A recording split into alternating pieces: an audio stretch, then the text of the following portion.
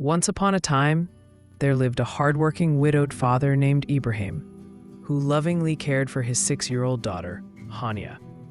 One morning, while Hania was drawing a picture of herself, her father, and her grandparents, Ibrahim received an important business call, asking him to travel to another city for 2 days. He was excited about the opportunity, but immediately became worried about who would safely look after Hania. After thinking carefully, he decided to ask his closest friend, Mahmoud, whom he had known since high school.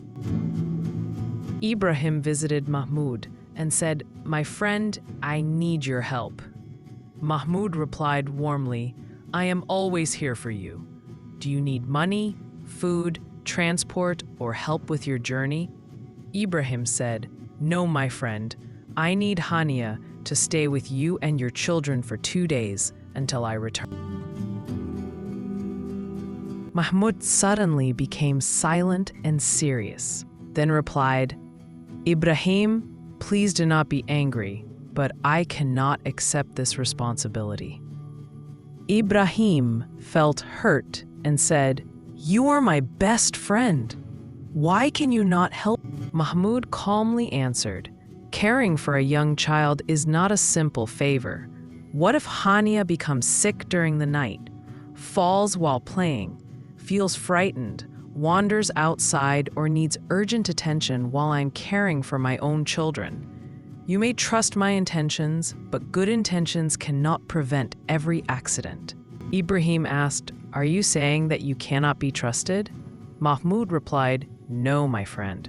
I am saying that trust alone is not enough. A caregiver must be prepared, available, responsible, and able to provide proper supervision.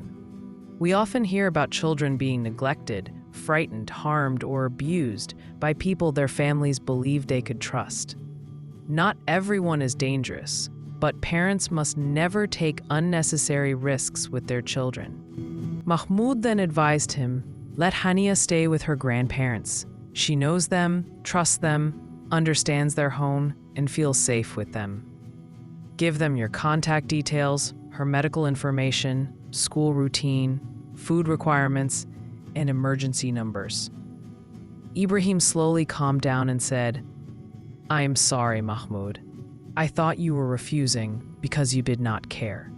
Mahmoud smiled and said, "I refuse because I do care. A true friend sometimes protects you by telling you a difficult truth." Ibrahim then took Hania to her grandparents' home, where grandmother Amina welcomed her with a warm hug, and grandfather Hassan happily invited her to help him in the garden. Before leaving, Ibrahim knelt beside Hania and said, "If anything makes you worried, frightened, or uncomfortable, tell Grandpa, Grandma, or me immediately. You will never be in trouble for speaking the truth."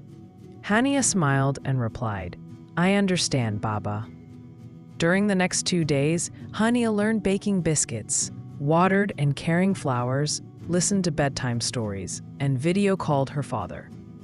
When Ibrahim returned, Hania ran into his arms and shouted, "Baba, you came back after 2 sleeps." Ibrahim hugged her and realized that a child's safety must always come before business, convenience, friendship, or fear of upsetting someone. The moral of the story is that parents should never choose a caregiver through blind trust alone. They must carefully consider the person, the environment, the level of supervision, and the emergency arrangements, because a responsible parent does not ask only, "Do I trust this person?" but also, "Is this arrangement genuinely safe for my child?"